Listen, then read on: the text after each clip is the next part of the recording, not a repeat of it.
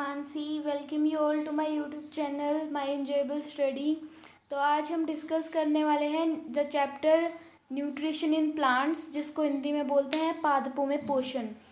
जो कि हम आज इस चैप्टर को दोनों ही इंग्लिश और हिंदी दोनों लैंग्वेजेस में कवर करने वाले हैं।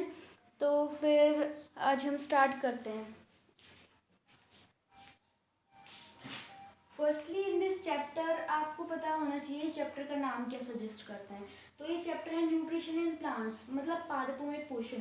इसका मतलब क्या है कि जो पौधे होते हैं वो अपना खाना कैसे बनाते हैं, सब कुछ उनके बारे में, वो क्या करते हैं, कैसे अपना खाना बनाते हैं, कैसे खाते हैं, कैसे एनर्जी लॉस करते हैं, वो सब कुछ हम इस चैप्टर में पढ़ने वाले हैं।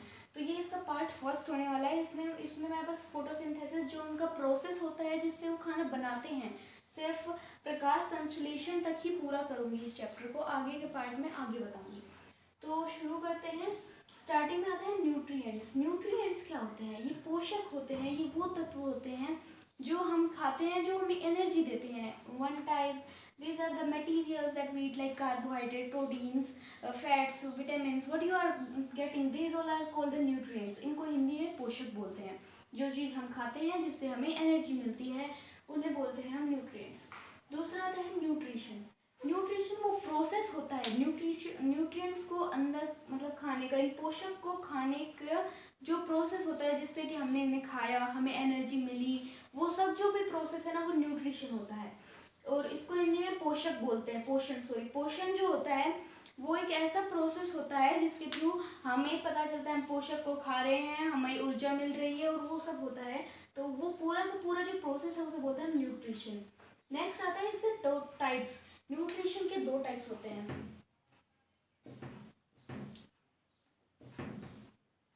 इसके दो टाइप्स होते हैं, ऑटोट्रॉफिक एंड हेटेरोट्रॉफिक न्यूट्रिशन। तो ये जो है पोषक, इसके दो पार्ट्स होते हैं, उन्हें बोलते हैं स्वपोषण, ऑटोट्रॉफिक, एंड हेटेरोट्रॉफिक इज विषम पोषण। तो फिर जो ऑटोट्रॉफिक, आपको पता चल गया ये पोषण क्या होता है। तो जो ऑटोट्रॉफिक न्यूट्रिशन है वो क्या होता है, मतलब कि स्वपोषण क्या होता है। तो इसमें क्या है कि जो प्लांट्स होते हैं ना, ग्रीन प्लांट्स, वो अपना खाना खुद बनाते हैं। हमें पता है वो सनलाइट से एनर्जी लेते हैं, लाइट लेते हैं, क्लोरोफिल वगैरह, उन सब पिगमेंट से वो अपने खाना बनाते हैं, एनर्जी लॉस करते हैं, सॉरी बाकी की कंपोनेंट जैसे ऑक्सीजन वगैरह वो लॉस करते हैं, और जो उनके वेस्ट मटेरियल्स होते हैं, और उन्हें एनर्जी मिलती है। इस प्रोसेस को जो वो खुद बनाते हैं, जो भी पौधे अपना खाना खुद बनाएं, उन्हें तो बोलेंगे हम ऑटोट्रॉफ्स, सब पोषक। और जो खाना किसी और पे डिपेंड हो अपने खाने के लिए, कि जैसे मैं खाना नहीं बना रहा हूँ, मैं किसी और ग्रीन प्लांट पे डिपेंड हूँ, अगर मैं एक दूसरा प्लांट हूँ तो वो जो है ना, वो एक विषम पोषक हो जाएगा जो इनके ऊपर डिपेंड होता है। Actually depend on autotrophs. So autotrophic वो होते हैं जो कि अपना खाना खुद बनाए, हेटेरोट्रॉफिक जो किसी और पे डिपेंड हो, या फिर एक तरह से ऑटोट्रॉफिक जो न्यूट्रिशन प्लांट्स करते हैं उनके ऊपर डिपेंड हो अपने खाने के लिए। तो जो स्वपोषक होते हैं वो मैंने अभी बताया कि वो क्या करते हैं, अपना खाना खुद बनाते हैं। और जो विषम पोषक होते हैं वो शव पोषक पे डिपेंड होते हैं अपने खाने के लिए, एक तरह से। तो जो ऑटोट्रॉफिक न्यूट्रिशन है वो मोड ऑफ न्यूट्रिशन है जिसके अंदर जो शव पोषक हैं वो अपना पोषण करते हैं, मतलब वो क्या, उस हिंदी में उसको बोलते हैं शव पोषण, जिसके द्वारा वो अपना खाना बनाते हैं, जिस प्रोसेस के द्वारा, वो होता है ऑटोट्रॉफिक न्यूट्रिशन, मतलब स्वपोषण। और जो हेटेरोट्रॉफिक है कि वो प्रोसेस जिसके थ्रू ये इनके ऊपर डिपेंड है, इनसे अपना खाना लेंगे, वो भी तो कोई प्रोसेस होगा ना कि कैसे लेंगे इनके पास से खाना। तो वो जो होता है वो होता है विषम पोषण, ये इनके ऊपर डिपेंड होते हैं। जैसे कि एग्जाम्पल, ऑटोट्रॉफ्स का एग्जाम्पल आप सभी को पता है, ग्रीन प्लांट्स।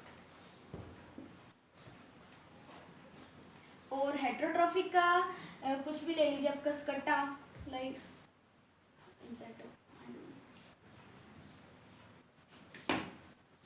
कसकट्टा, एनलाइचन, मतलब कि जो जुएं, और एक पौधा होता है कसकट्टा, हिंदी में मुझे नहीं पता उसको क्या बोलते हैं। और ये सब हेटेरोट्रॉफिक न्यूट्रिशन में आते हैं।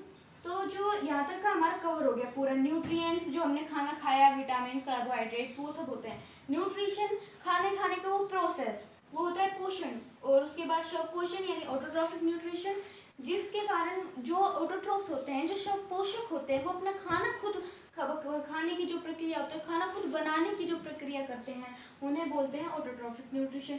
हेटरोट्रॉफिक न्यूट्रिशन, हेटरोट्रॉफ्स यानी कि विश्व पोषक जो अपना खाना बना दूसरों के ऊपर डिपेंड होते हैं, और जो प्रोसेस होता है, जो प्रक्रिया होती है, वो दूसरों से अपना खाना कैसे एक्वायर करते हैं, कैसे उन्हें मिलता है, उसे बोलते हैं हेटरोट्रॉफिक न्यूट्रिशन यानी कि विश्व पोषण।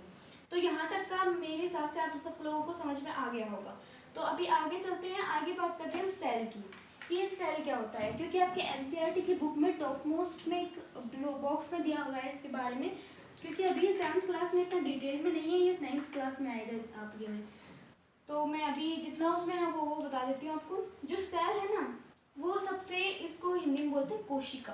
जो कोशिका होता है या फिर सेल जो होता है, वो ह्यूमन लाइफ की सबसे स्मॉल यूनिट होती है, सबसे छोटी, जिससे कि हम बने हैं ना, जिस चीज़ से, सबसे छोटी छोटी यूनिट जो मेरे यहाँ पर भी प्रेजेंट है, सबसे छोटी छोटी यूनिट, उसे सेल बोलते हैं, जिसको बोलते हैं कोशिका, वो होती है कोशिका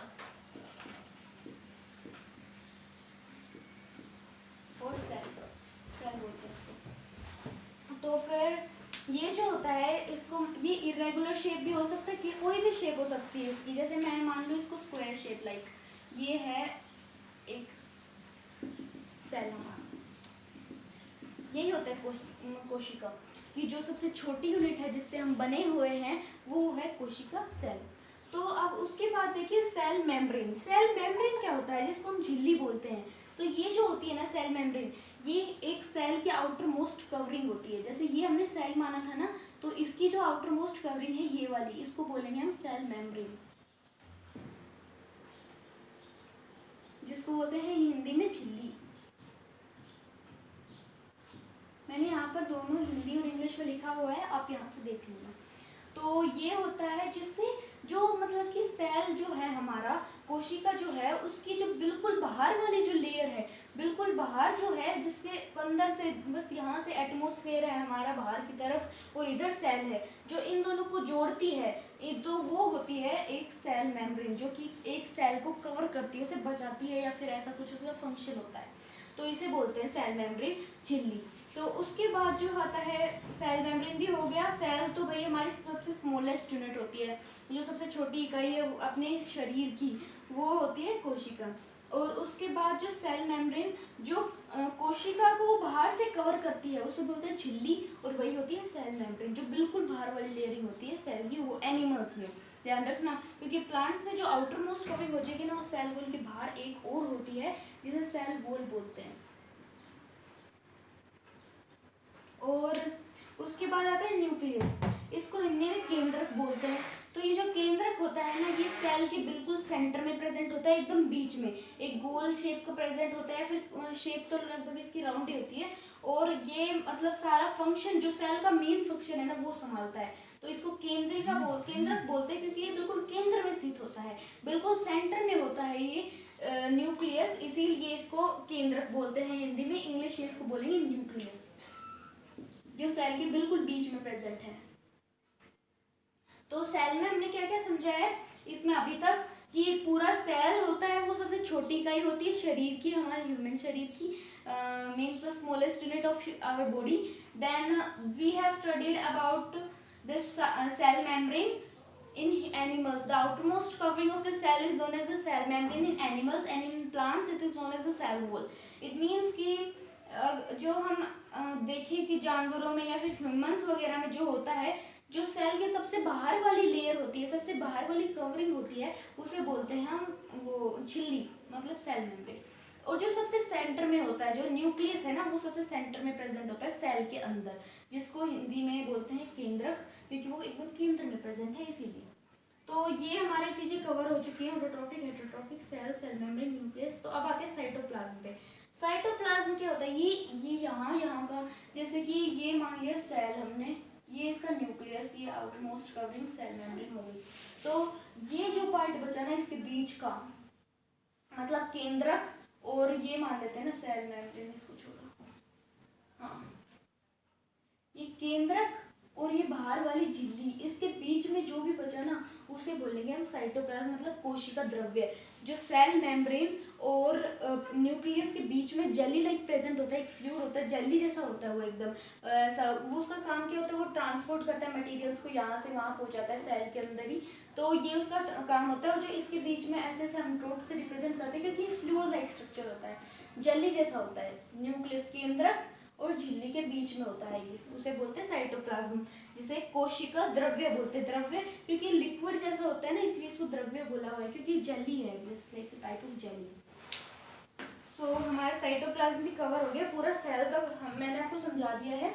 अगर कुछ समझ में ना आए तो प्लीज़ कमेंट बॉक्स में बता दीजिएगा, क्योंकि मुझे पता चल जाएगा कि आपको क्या क्या समझ में नहीं आया। Next and the last topic of this video is photosynthesis, यानी कि प्रकाश संश्लेषण। ये जो है ये एक प्रोसेस है जिसके थ्रू जो मैंने बताया ऑटोट्रॉफिक स्वपोषक जो होते हैं ना ऑटोट्रॉफ्स, वो अपना खाना खुद प्रिपेयर करते हैं, खुद बनाते हैं वो अपना खाना। तो किस प्रोसेस के थ्रू बनाते हैं, वो प्रोसेस होता है फोटोसिंथेसिस। वो प्रोसेस है ये प्रकाश संश्लेषण। तो इस प्रोसेस में देखिए क्या क्या होता है। तो ये जो है ना, सबसे पहले ये एक प्लांट है, मान लो कोई बात नहीं, इसको सर्कल मान लेते हैं, ये एक प्लांट है। तो यहाँ पे है हमारा सन। तो प्लांट क्या करेगा, सबसे पहले ना सन के पास से सनलाइट लेगा, सनलाइट सूर्य प्रकाश लेगा यहाँ से। प्लांट ने ले लिया, इसको प्लांट माना हुआ है, ध्यान रखना, अभी सर्कल मान लो। तो ये है हमारा प्लांट, इसने सनलाइट ली सन के पास से।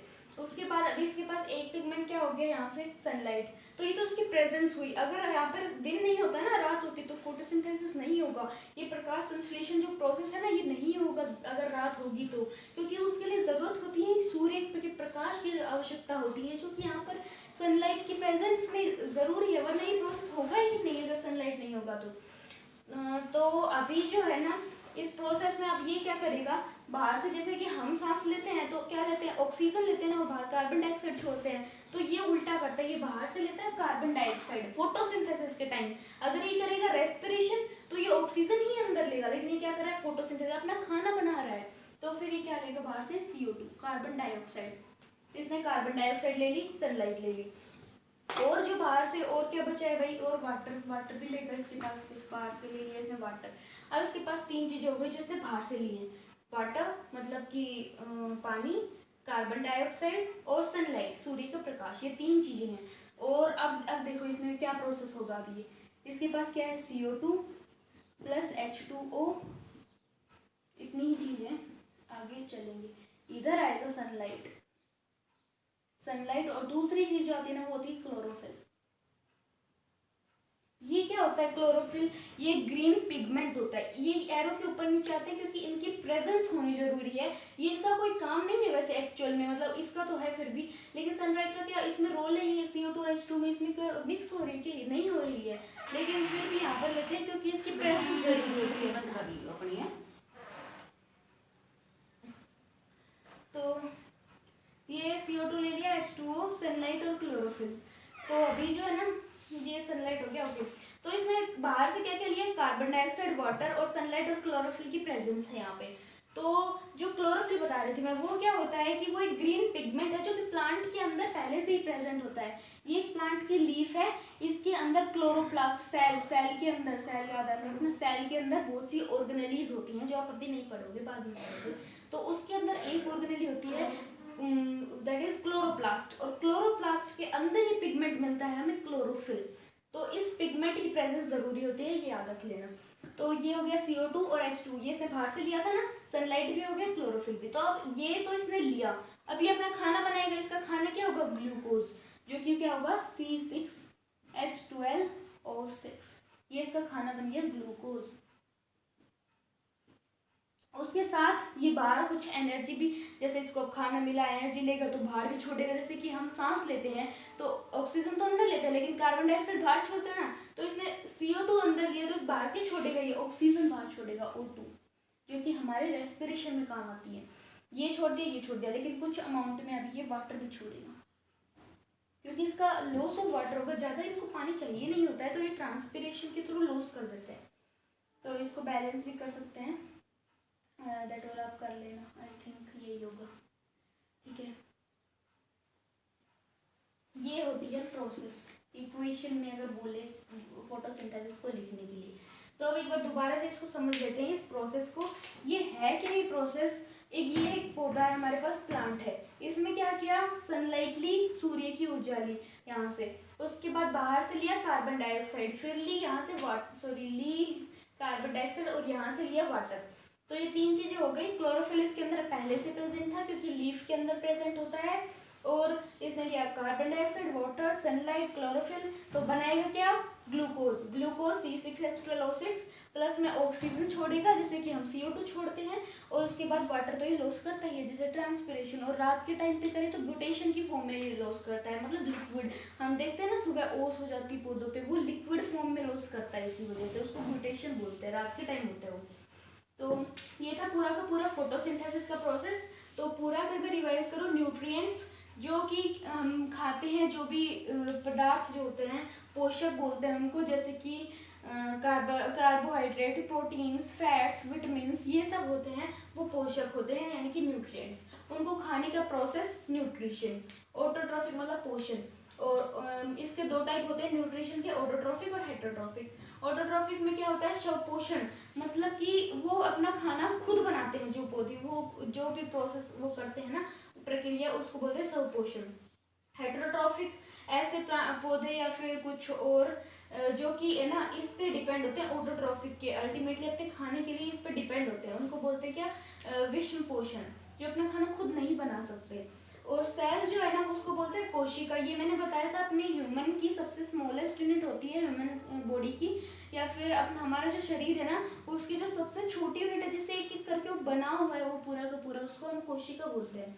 उसके बाद आता है सेल मेम्ब्रेन, जो एक सेल है जैसे कि रेक्टेंगुलर फॉर्म, कुछ भी ले लो, सर्कल ले लेते हैं चलो। ये जो है ना ये वाली, इसको आउटर मोस्ट मैंने सेल वॉल बना दी, ये सेल मेम्ब्रेन है ये वाली। तो ये जो है ना इसकी जो सबसे बाहर वाली जो लेयर है उसको बोलते हैं सेल मेम्ब्रेन, जिसको झिल्ली बोलते हैं हिंदी में। और जो बीच में होता है केंद्रक न्यूक्लियस, जो कि वो केंद्र में स्थित है इसीलिए उसको केंद्रक बोल देते हैं। और जो बीच में जो फ्लूइड लाइक स्ट्रक्चर है ना उसको बोलते हैं वो कोशिका द्रव्य, और उसको ये इसलिए बोलते हैं क्योंकि लिक्विड जेली फॉर्म में होता है, इसीलिए इसको ये बोल देते हैं। और उसके बाद जो है ना उसके बाद आता है, उसके बाद है साइटोप्लाज्म जो फ्लूइड लाइक है, हाँ मैंने बता दिया। फोटोसिंथेसिस ये पूरा प्रोसेस है जो मैंने आपको अभी बताया। So thanks for watching this video, please like and subscribe our channel. Okay, thank you.